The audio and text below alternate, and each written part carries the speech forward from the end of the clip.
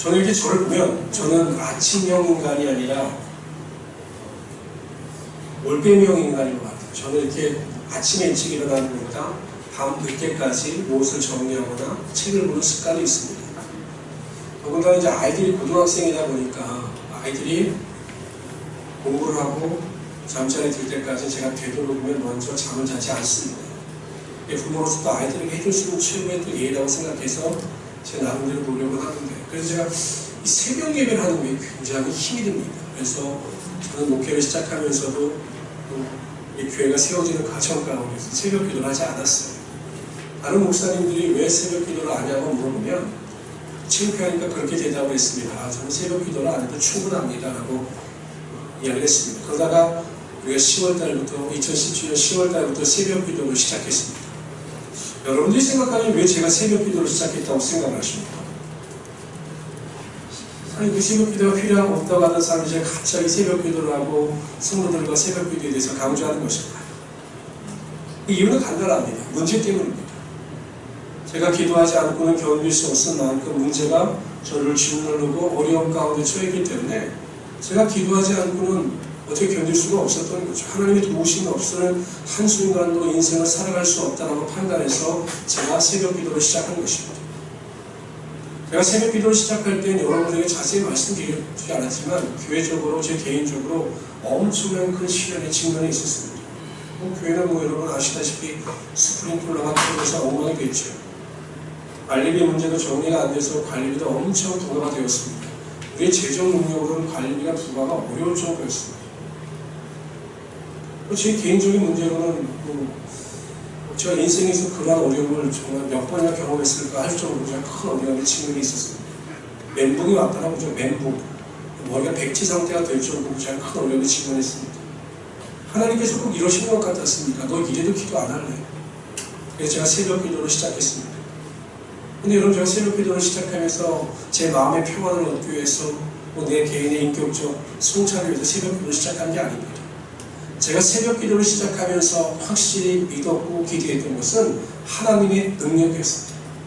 내가 지금 아무리 어렵고 힘들어도 하나님 앞에 나와 간절히 기도하고 하나님의 뜻을 구하며 하나님께 매달려 나가면 반드시 하나님께서 내 기도 가운데 응답하여 주시고 내 삶의 능력으로 채워주신다는 사실을 믿었기 때문에 제가 주님 앞에 나와서 새벽 가운데 부르짖으며 간구할 수 있었던 거죠. 어떻게 되었을까요? 하나님은 제 기대를 저버리지 않으셨습니다. 하나님은 저를 실망시키지 않으셨습니다. 제가 하나님의 능력을 기대하고 하나님의 능력 가운데 소망 가운데 간절히 새벽에 나와 기도하고 간구할 때 하나님께서는 환경의 문을 조금씩 여시기 시작했습니다. 스프링클러 문제도 기적적으로 문제가 해결됐죠.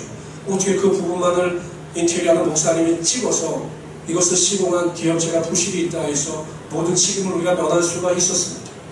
알리기도 여러분 정말 지혜를 하나님께서 주셔서 잘 협력하여 이뤄나가므로 거의 80만 이상을 줄일 수가 있었습니다.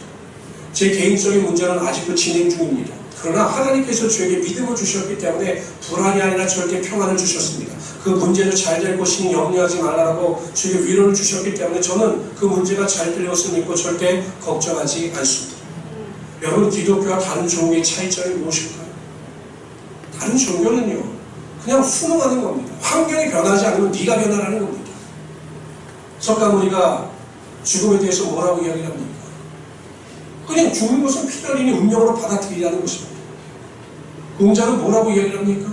현재 일도 모르는데 우리가 미래 일을 어떻게 알 수 있느냐? 그냥 죽음을 자연스러운 법칙으로 받아들이라는 것입니다.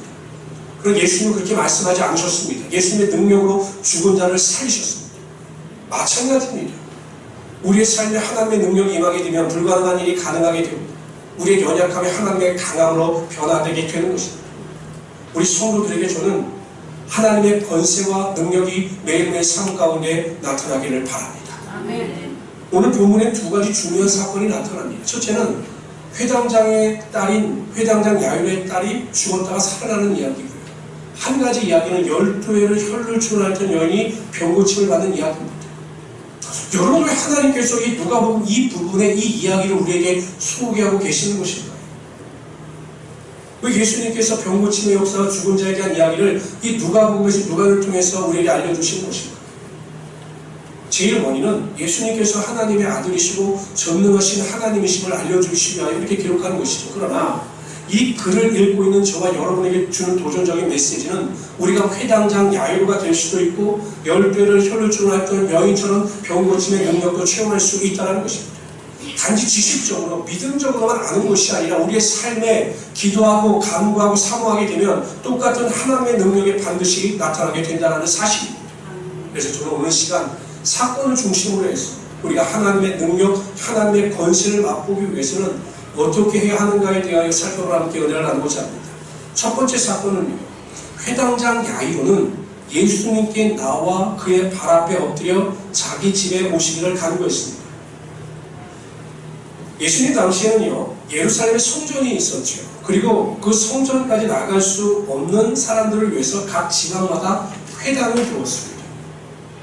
회당은 수시로 모이는 곳이었습니다. 그래서 그 회당에서 성경 공부도 하고 설교도 하고 여러 가지 종교 의식을 거행했습니다. 그래서 유대인들에게 있어 신앙의 중심지는 회당이었습니다. 그리고 회당을 담당하는 회당장은 그 지방의 유지였습니다. 유대인들로부터 존경받는 사람이었습니다. 야이로가 유대인들에게 존경을 받고 유대인들에 있어서 유지와 같은 사람이었는데 그 사람이 예수님 앞에 나와 그 예수님의 발 앞에 무릎을 꿇고 엎드립니다. 얼마나 놀랐을까요? 아마 예수님도 놀라셨을 겁니다. 왜냐하면 그 회당장이 감히 자신의 발 앞에 무릎을 꿇고 엎드려 간구할 것이라고 예수님도 상상하지 못하셨기 때문에 주변에 있는 사람들도 많이 놀랐을 것입니다. 그런데 이 회당장의 야이로의 행동 속에 우리에게 주는 영적인 교훈이 있습니다. 첫째, 먼저 무슨 일이든지 그 문제를 가지고 예수님 앞에 나아가게 될 때 예수님의 능력이 시작된다는 사실입니다. 회당장 야이로는 언젠가 예수님께서 자신을 찾아오셔서 자신의 딸의 병을 고쳐주실 것이다 이렇게 기대하지 않았습니다. 다른 사람을 보내서 자신의 딸의 병을 고쳐달라고 부탁하지도 않았습니다. 자신이 직접 문제를 가지고 예수님 앞에 나아가 예수님 앞에 그 문제를 내려놓습니다. 여러분, 우리도 마찬가지입니다. 우리가 안고 있는 문제나 어려움이 있을 때 그 자리에 앉아서 탄식하고 절망한다고 해서 그 문제가 해결되는 것은 결코 아닙니다. 우리나라 속담에서 시작이 반이다라는 말이 있죠. 우리가 믿음을 가지고 어찌하든지 내가 가지고 있는 문제나 어려움을 예수님 앞에 가지고 나올 때 그 문제 해결의 반은 이미 시작된 것이다 라고 봐도 무방한 것입니다. 그 문제를 가지고 기도의 자리에, 예배의 자리에 나와야 합니다. 은혜의 자리에 나와야 합니다. 그것이 가장 중요한 사실입니다. 그런데 제가 성도들이 이렇게 보고 상담하다 보면 때로 자신이 가지고 있는 문제나 그 어려움을 가지고 주님 앞에 나오는 자들이 없어요. 그냥 자신의 문제 앞에서 문제에 휩싸여서 절망과 낙심의 자리에 그저 머물러 있습니다. 낙심한다고 해서, 절망한다고 해서, 염려한다고 해서, 불안해한다고 해서 절대로 그 문제는 해결되지 않습니다. 어두운 동굴 안에 갇혀 있는다고 해서 그 문제는 절대로 해결되지 않습니다. 탄식한다고 해서 그 문제는 절대로 해결되지 않습니다. 여러분들이 가지고 있는 문제를 주님 앞에 가지고 나올 때 예수님께서 그 문제에 관심을 보이시고 그 문제 가운데 함께하여 주심으로 그 문제의 능력이 우리의 삶에 나타나게 하여 주시는 것입니다. 그럼 우리 모든 성도님들은 항상 맡길 준비를 하시고 내가 어려움을 당하고 환난을 당하고 고난을 당할 때마다 그 문제를 가지고 주님 앞에 나와 주님 앞에 내려놓을 수 있는 믿음의 성도들이 되시기를 주님의 축원합니다. 두 번째로 어떤 교훈이냐? 하나님 앞에 나왔으면 하나님의 절대적인 능력을 신뢰하고 믿으라는 것입니다. 여러분, 야이로가 왜 예수님 앞에 절대 복종의 모습을 보였습니까? 여러분, 그 무릎을 꿇고 발 앞에 무릎을 꿇는 행위는요, 패배한 한 나라의 왕이 승리한 그 왕의 그 나라의 왕 앞에 굴종의 모습을 나타낸 것입니다. 그 정도로 엎드린 것은 야이로의 생각에, 야이로의 믿음에 오직 예수님만이 전지전능하셔서 내 딸의 병을 고쳐주실 수 있다라고 하는 믿음이 있었기 때문에 절대적으로 그 앞에 무릎을 꿇은 것입니다. 여러분, 우리가 주님 앞에 나와서 가장 먼저 해야 되는 것은 하나님께서는 내 문제를 반드시 해결해 줄 수 있는 전지전능하신 하나님이라고 하는 사실을 믿어야 한다는 것입니다. 그것을 신뢰해야 한다는 것입니다. 그럴 때 하나님의 기적의 능력이 나타나게 되는 것입니다. 이스라엘 백성들이 출애굽하여 요단강을 건너야 합니다.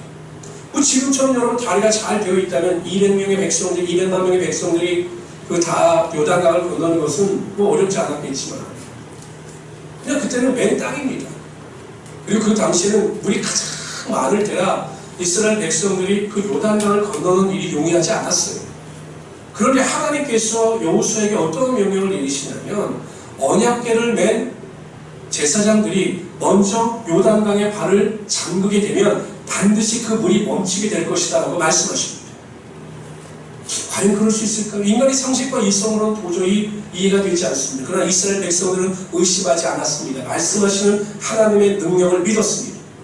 그래서 언약궤를 맨 제사장들이 두려움도 없이 그 흘러가는 강물에 발을 잠글 때 하나님께서 그 강물을 멈추게 하셨습니다. 내려오는 물은 계속 벽처럼 쌓이는 겁니다. 그리고 흘러왔던 물들은 아래로 쓸려 내려갔습니다. 그러니까 길이 나는 거죠. 그 길을 이스라엘 백성들이 여유있게 건너갈 수가 있었던 것입니다. 이처럼 하나님은 불가능이 없으신 하나님이십니다. 여러분들이 그 전능하신 하나님의 능력을 믿게 되면 하나님께서 반드시 그 전능하심을 여러분 삶 가운데 나타나게 하여 주시는 거죠. 사도 바울이 아브라함의 믿음에 대해서 평가를 해요. 로마서에서. 뭐라고 평가하냐면 아브라함의 믿음이 어떤 믿음이었는가에 대해서 사도 바울이 뭐라고 평가하냐면 로마서 4장 17절에 이러한 말씀이 있습니다. 기록된 바 내가 너를 많은 민족의 조상으로 세웠다 하신 것 같으니 그의 믿음과 하나님은 죽은 자를 살리시며 없는 것을 있는 것 같이 부르신 이십니다.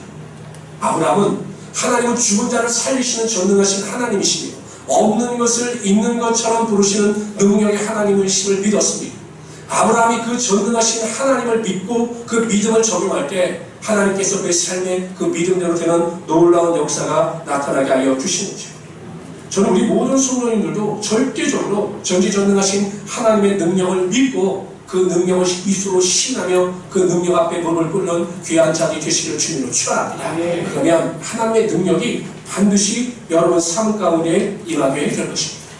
세 번째로요. 하나님의 능력을 절대적으로 믿는다면 그 다음에는 간절한 마음으로 기도해야 합니다. 하나님 앞에 나왔습니다.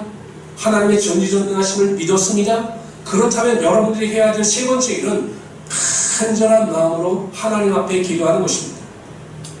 오늘 본문에 보면 야이로는 예수님의 무릎 앞에 발 앞에 무릎을 꿇지요.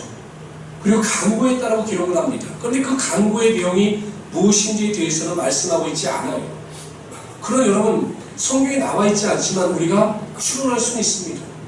아마 이 야이로는 간절한 마음을 가지고 그 예수님께 대해서 이렇게 이야기했을 것입니다. 예수님, 제발 제 집에 들어오셔서 죽어가는 제 딸의 병을 고쳐주십시오.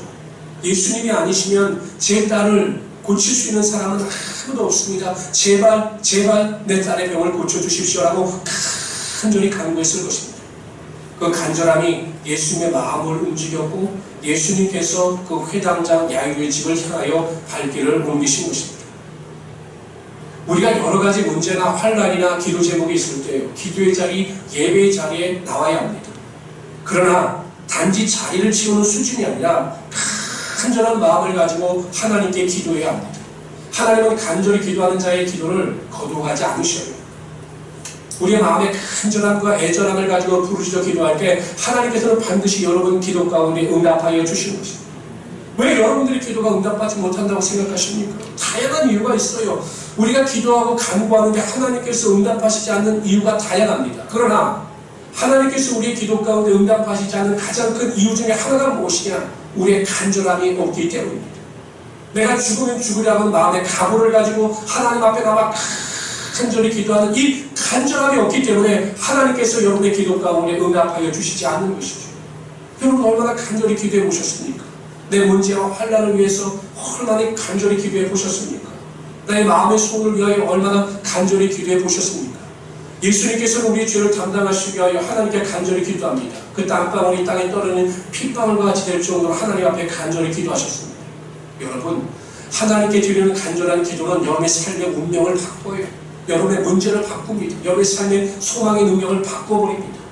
제발 여러분의 삶에 간절한 마음을 가지고 하나님께 기도하며 하나님께 모든 것을 맡기며 살아갈 수 있는 하나님의 귀한 성도들이 되시기를 주님으로 축원합니다. 목회자가 성도들을 볼 때 안타까운 마음이 들 때가 참 많습니다.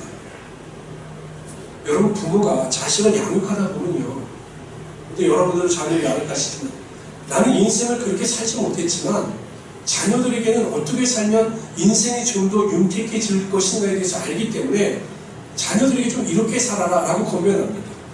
근데 그렇게 살지 않으면 부모의 마음이 안타깝지 않아요?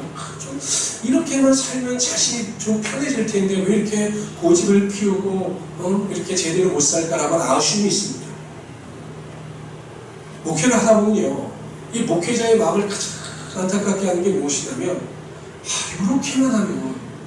이렇게만 하면 좀 더 하나님께 사랑도 받고 기도의 능력도 채워가고 인생이 윤택해질 수 있을 텐데 왜 안 할까? 왜 못 할까? 이러한 마음이 들 때가 굉장히 많습니다. 그러니까 목회자가 가장 안타까울 때가 그럴 때입니다. 그런데 여러분, 가장 안타까운 게 무엇이냐? 정말 간절히 기도만 하면 정말 저에게 와서 상담하는 것도 중요하고 마음의 괴로움을 털어놓는 것도 중요하지만 본인이 정말 하나님 앞에 나와 조금만 간절히 기도하면 하나님의 역사의 능력이 나타날 텐데 왜 그거를 하지 못할까? 왜 간절히 기도하는 것이 인생의 기초부이고 기본인데 왜 그것을 하지 않고 신나는 좌절하는 것일까? 이것을 보면 제가 굉장히 안타까울 때가 많아요. 저는 우리 모든 성도님들이 하나님께서 주신 그 기도의 기회를 여러분들 모두가 좀 선용하기를 바랍니다. 여러분 간절히 기도하면 정말 모든 것이 변합니다. 제가 매일 이야기하지만 하루 20분 이상씩 매일 간절히 하고 기도해 보십시오. 문제가 변하고 하나님의 능력이 반드시 여러분 삶 가운데 임하게 되는 것입니다. 우리가 걱정하고 염려할 일이 얼마나 많습니까? 직장의 일도 그렇지요, 사업장의 일도 그렇지요, 자녀의 일도 그렇지요. 우리가 염려하고 걱정해야 할 일이 얼마나 많습니까? 책임져야 할 일이 얼마나 많습니까? 그러나 간절히 기도하면, 하나님께 모든 것을 맡기면, 간절히 기도하면 하나님께서 반드시 책임져 주시고 여러분의 삶에 하나님의 기적과 능력이 나타나게 하여 주시는 것입니다. 저는 우리 모든 성도님들이 무엇보다도 지혜와 명철이 아니라 무엇보다도 기도에 능한 자들, 간절히 기도하는 그 기도에 능한 자들이 되셔서 하나님의 능력과 권세를 맛볼 수 있는 하나님의 귀한 성도들이 되시기를 주님으로 축원합니다. 그 두 번째로요, 예수님은 회당장 야이로의 딸이 죽었다는 말을 들으시고 야이로에게 두려워하지 말고 믿기만 하라, 그리하면 딸이 구원을 얻을 것이다 라고 말씀하셨습니다.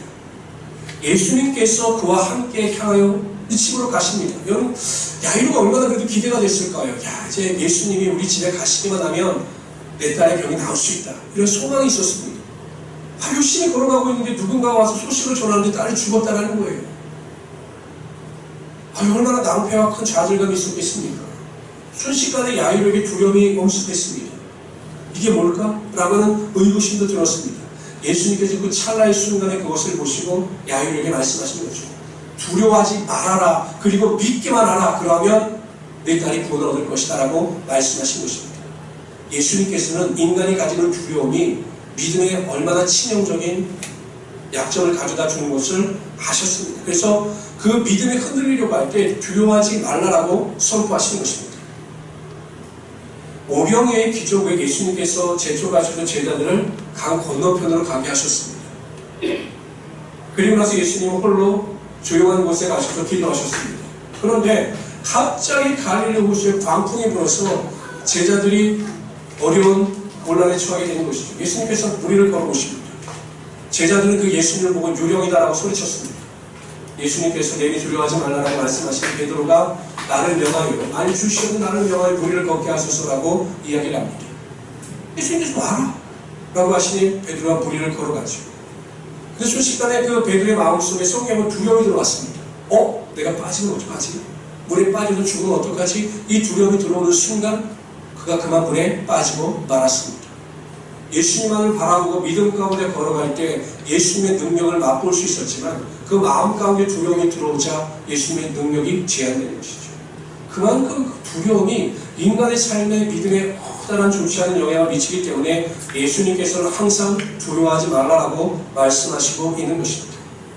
그렇다면 우리가 어떻게 이 두려움을 물리칠 수 있을 것인가? 첫째, 하나님께서 나와 함께 하심을 믿고 의심하지 않게 될 때 우리의 삶의 모든 두려움이 떠나가게 되는 것이죠. 우리 다시 한번 읽어봅시다. 성경입니다.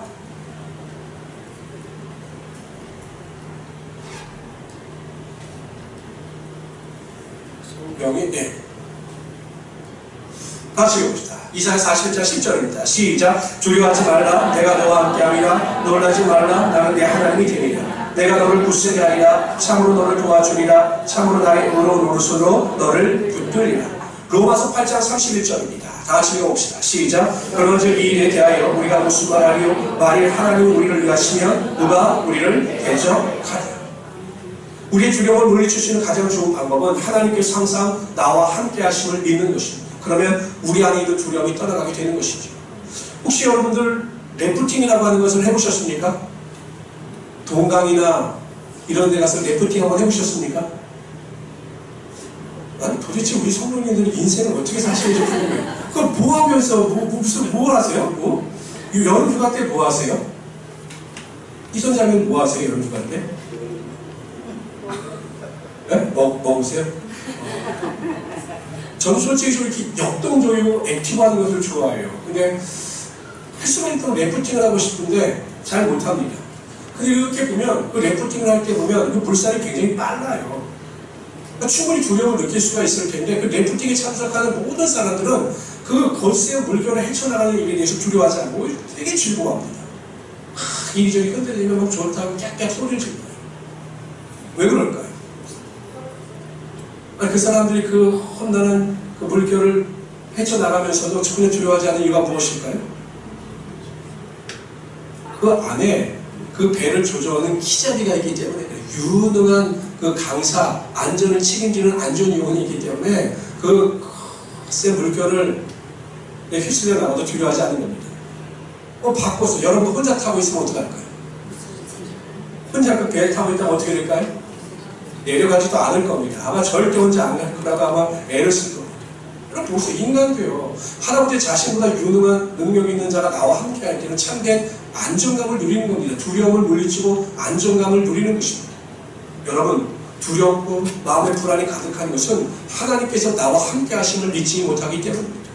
하나님께서 나와 함께 하심을 믿는 자들에게는 하나님이 주시는 절대적인 평안의 능력이 임하게 되어 있습니다. 만일 두렵고 불안한 마음이 들 때마다 기도하십시오. 하나님께서 나와 함께 하심에도 불구하고 제가 그것을 믿지 못하고 이렇게 불안하고 두려워합니다. 하나님께서 나와 함께 하심을 믿게 하여 주시고 하나님과 동행하신 것을 제가 깨닫게 하여 주십시오라고 기도할 때 하나님께서 믿음을 주셔서 두려움이 떠나가고 참된 평안의 능력이 여러분 삶 가운데 임하게 하여 주십시오.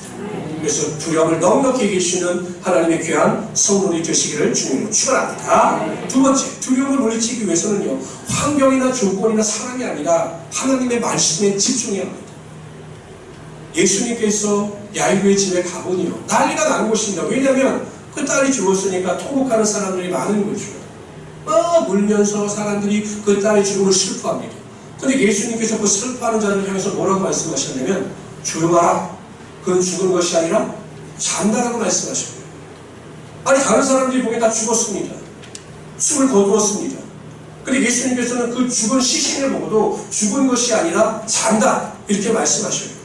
이것이 누구에게 하신 말씀이냐면 야이로에게 하신 말씀입니다. 야이로가 두렵습니다. 불안해합니다. 그러자 야이로에게 하신 말씀이죠. 죽었다고 생각하지 말고 내가 구원을 얻는다라고 이야기했으니 내 말에 집중하라 이렇게 말씀하신 것입니다. 딸의 시신을 보면 두렵지요. 낙심이 되지요. 그러나 예수님의 말씀에 집중하면 딸이 죽은 것이 아니라 잔다라고 믿으면 예수님의 능력이 그렇게 임하게 되는 것입니다. 그래서 예수님께서 야이로와 그 제자들만 데리고 방에 조용히 들어가셔서 그 죽은 야이로의 딸을 살리십니다. 그리고 야이로는 그 딸을 죽음에서 살아나는 것을 목격하게 되는 것이죠. 우리 성도들도 마찬가지입니다. 우리 인생에 여러분 문제가 없을 수가 없어요. 예수 믿는다고 해서 문제로부터 자유로운 것이 아닙니다. 매일 매 순간마다 문제도 만나고 어려움도 만나고 환난도 만납니다. 제가 목회를 하면서 그런 생각을 했어요. 야, 목회가 힘들구나 이런 생각이 들 때가 있어요. 그런데 제가 요즘에 새벽 예배 고린도 후서를 강의하면서 위로를 받아요. 무슨 위로를 받냐면 아니 사도 바울이에요. 사도 바울이 목회를 하면서 얼마나 큰 고통과 좌절을 겪었는지 몰라요. 그 고린도 교회 사람들이 사도 바울에게 행한 행동을 보면 사도 바울이 하루도 편할 날이 없었던 것을 제가 보게 됩니다. 제가 그것을 보면서 야, 이 목회라고 하는 것이 결코 쉬운 일은 아니구나. 사도 바울도 고난과 환난을 당했으니 내가 그런 어려움을 당하는 것도 당연하구나. 이런 생각을 하면서 큰 위로를 받습니다. 그런데 여러분, 고난과 환난을 당하는 것이 문제가 아니다라는 것입니다. 여러분, 누구나 고난과 환난을 다 당할 수가 있어요. 어려움을 당할 수가 있어요. 매일매일 삶 가운데 우리가 우울해할 수도 있습니다. 그러나 그런 환경 가운데 사람이나 조건이나 환경에 집중하지 말고 하나님의 말씀으로 돌아가서 하나님의 말씀을 읽고 묵상하면서 하나님의 말씀을 통하여 위로를 얻으라는 사실입니다. 환난을 당하면 사람 보고 환경 보고 낙심해서 원망하고 탄식하고 절망하지 말고, 환난이 다가오면 하나님의 말씀에 오히려 집중하면 하나님의 말씀을 통해서 우리의 큰 은혜와 능력이 반드시 나타나게 된다는 것입니다. 사람들은 어려움을 당하게 되면 사람을 통해서 위로를 받기를 원해요. 저도 마찬가지인 것 같아요. 왜냐하면 어려움을 당하면 집사람에게 이야기하거나 누군가를 통해서 위로를 받기를 원합니다. 그러나 여러분, 사람이 주는 위로에는 한계가 있습니다. 하나님께서 위로해 주셔야 우리가 두려움으로부터 자유로움을 얻을 수 있는데, 그 위로가 무엇을 통해서 비롯되느냐? 하나님의 말씀을 통해서 비롯되어진다는 사실입니다. 그래서 어려울 때마다 말씀을 피고 읽으십시오. 성경 전체를 읽기가 어렵다면 여러분, 정말 마음이 무겁고 힘들 때 시편을 읽으시고 욥기를 읽으시고, 신약 성경에서는 베드로 전서와 베드로 후서를 꼭 읽으시길 바랍니다. 그럼 우리가 하나님의 말씀을 읽을 때 하나님께서 말씀을 통해서 우리의 영혼이 살아나게 하시고 우리 안에 기쁨과 소망이 흘러 넘치게 하여 주시는 것입니다. 저는 우리 모든 성도님들이 그 말씀을 통해서 그런 은혜와 능력을 체험하기를 바랍니다. 말씀을 읽었더니 내 마음에 소망이 생깁니다. 말씀을 읽었더니 내가 위로를 받았다. 말씀을 읽었더니 내 모든 슬픔이 떠나갔다 라고 하는 그 은혜와 능력이 여러분의 입술을 통해서 흘러 넘치시기를 바랍니다. 그럴 때 우리가 두려움을 넉넉히 이기며 승리할 수 있게 될 것입니다. 세 번째로요, 10개의 혈을 주나는 여인은 병든 몸을 이끌고 포기하지 않은 채 믿음을 가지고 예수님 앞에 나왔습니다. 이 누가보다는 이 마가가 이 10개의 혈을 주나는 여인에 대한 관심이 많았던 것 같아요. 그래서 자세히 기록을 합니다. 이렇게 기록을 해요.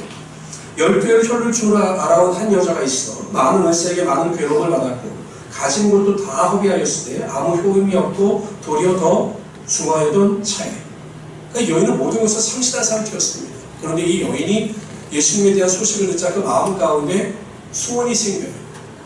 예수님의 옷깃만 만져도 내 병이 나을 것 같다 라고 하는 소원이 생깁니다. 그리고 예수님 앞에 나아가 그 옷깃을 만졌을 때 그 병이 낫는 역사가 나타났습니다. 여러분 한번 생각해 보세요. 예수님은요, 이 여인의 믿음대로 되는 역사가 나타나게 하여 주셨습니다. 만일 이 여인이 내가 예수님 앞에 나가 예수님께 안수를 받으면 병이 나을 것 같다라고 하는 믿음이 있었으면 아마 예수님께서 그 여인을 직접 안수하심으로 그 여인의 병을 고쳐주셨을 것입니다. 이게 무엇입니까? 우리가 가지고 있는 믿음대로, 믿음의 방식대로 때로는 하나님께서 역사하신다는 것입니다. 내가 믿음을 가지고 입술로 고백하면 그 입술의 고백대로 하나님께서 우리의 삶에 하나님의 능력이 나타나게 하여 주신다는 것입니다. 우리가 사소하게 생각했던 것, 우리가 사소하게 믿었던 것까지도 우리가 입술로 시인하고 고백하는 순간 그 믿음대로 현실 가운데 나타나는 역사가 이루어지게 하신다는 사실이죠. 저는 그러한 것을 어디서 굉장히 경험했냐면 우리 교회 성전을 얻으면서 저는 그것을 경험했습니다. 제가 몇 번 말씀드리고 했지만 여러분 원래 이 교회 자리가 이 메가트리아가 막 지어질 때 이 자리가 분양사무소 자리였어요. 기억하세요? 여러분들 관심이 없으셨으니까 기억을 못하시고 이게 분양사무소 자리입니다. 그때는 이게 터가 정리가 되지 않았을 때죠. 근데 우리가 그 구 비산동 성전을 가려면 저희 집에서 항상 이 앞길을 통해서 가야 했습니다. 그때 제 마음속에나 우리 집사람 마음속에 그런 마음의 소원이 있었습니다. 이 자리에 교회가 세워졌으면 좋겠다. 그러나 말도 안 되지. 이건 종교부지도 아니었고요. 종교부지는 저쪽에 있었고 종교부지는 절대 우리에게 매매할 생각도 없었으니까요. 그래도 그런 생각이 있었습니다. 이 자리에 우리 교회가 세워진다면 정말로 좋겠다. 이런 생각을 했습니다. 근데 나중에 제가 부동산 업자를 통해서 여기에 교회가 생기면 어떻게 했냐라고 딱 인도를 받으러 왔는데 바로 저와 집사람이 지나갈 때마다 입술로 교회가 세워지면 좋겠다라고 하는 이 지역이었습니다. 그래서 제가 이 교회를 계약했죠. 무엇입니까? 보세요. 우리의 마음의 소원이 일어나고 그 마음의 소원을 입술로 고백하면 하나님께서 입술로 고백하는 방식대로 우리의 삶에 하나님의 놀라운 능력이 나타나게 하여 주시는 것입니다. 그래서 부정적인 말 하지 말라는 거예요. 부정적인 생각하지 말라는 겁니다. 하나님 부정적인 말과 부정적인 생각도 다 들으시는 거예요. 항상 긍정의 말을 하고 믿음의 말을 하면 하나님께서 그 말을 들으시고 그 믿음대로 되는 역사가 나타나게 하여 주시는 거죠. 아니 10개를 혈루증 앓던 여인이 어떻게 그러한 믿음을 가졌습니까? 어떻게 먹기만 만들면 내 병이 나을 것 같다.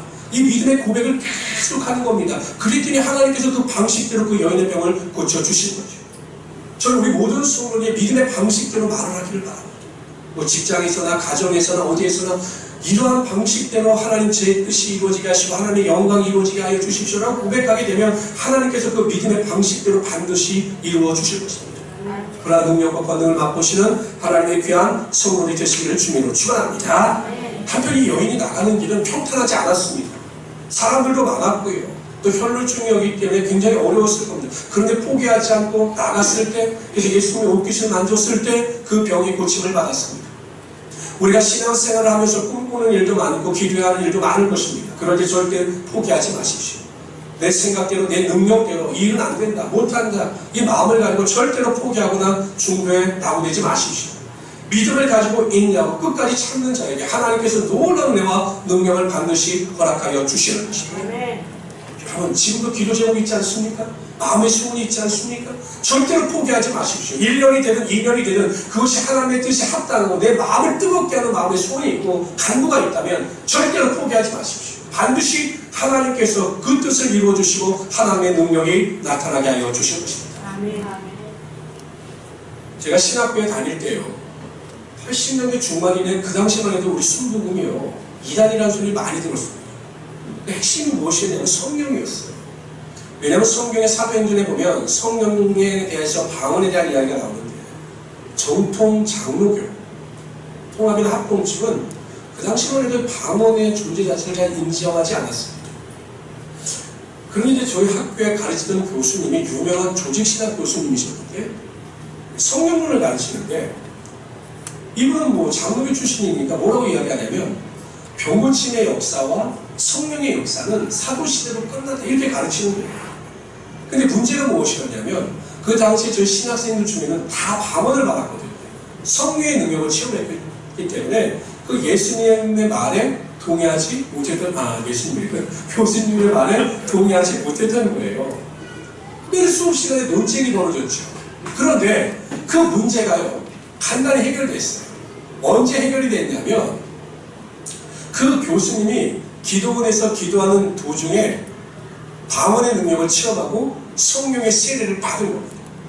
본인이 지식적으로 알고 있던 것이 아니라 체험을 하게 되니까 완전히 변화가 되고 성령의 은사와 방언의 은사에 대해서 인정하게 되는 것이죠. 제가 왜 이런 말씀을 드리냐면 우리의 신앙은 지식적인 한계에 머물러 있으면 몸이 건조한 것이 되고 맙니다. 성도들 중에서는 성령의 지식에 능통한 자가 있습니다. 성경의 모든 일에 대해서 능통하게 잘 입술로 고백하고 아는 자가 있어요. 그러나 그것을 체험하지 못하는 자들이 많이 있습니다. 그러한 능력을 체험하지 못하기 때문에 항상 신앙생활이 몸이 건조한 것입니다. 사도 바울은 에베소서에 이야기하기를 우리가 아는 것과 믿는 것에 하나가 되어야 한다고 강조합니다. 저는 우리 모든 수호론인들이 그 아는 것, 성령의 지식을 삶의 지식 안에서 머무는 것이 아니라 하나님의 능력을 체험하는 단계까지 이르기를 바랍니다. 하나님의 권세와 능력이 여러분 삶 가운데 매일매일 흘러넘치시기를 주님의 이름으로 축원합니다. 첫 번째로 철저하게 먼저 문제나 소원을 가지고 하나님 앞에 나오십시오. 항상 은혜의 자리, 기도의 자리에 나오십시오. 여러분 금요일 때문에 기도의 자리 많지 않습니까? 마음의 소원이 있으면 직장의 문제, 개인의 문제, 마음의 소원이 있으면 자리에 나오십시오. 일단 나와서 기도하십시오. 믿음이 없어도 나와서 기도하십시오. 그러면 하나님께서 믿음을 주십니다. 전지전능하신 하나님의 능력을 믿게 하시고 간절한 마음을 가지고 기도하게 하십니다. 그럴 때 우리의 문제 가운데 하나님의 권세와 능력이 나타나게 하여 주시는 거죠. 저는 성도들이 저에게 그렇게 이야기를 해요. 목사님 저게 믿음이 없어서 아직 예배에 나가는 것도 그렇고 기도에 나가는 것도 좀 부담이 됩니다. 아니에요 여러분. 믿음이 없이 나와서도 하나님을 사모하고 기도하게 되면 하나님께서 반드시 그 믿음 가운데 함께해 주셔서 능력이 나타나게 하여 주신 겁니다. 두 번째로요, 어떤 상황에 있다 할지라도 두려워하지 마십시오. 불안해하지 마십시오. 낙심하지 마십시오. 그럼 반드시 하나님께서 그 두려움 가운데 믿음의 능력을 가지고 승리케 하여 주십니다. 다섯 번째, 무슨 일이든지 온전한 마음을 가지고 결코 포기하지 않으시는 우리 하나님의 귀한 성도들이 계셔서 하나님의 능력 가운데 승리하게 살아가시는 우리 귀한 성도들이 되시기를 주님으로 축원합니다. 기도합시다.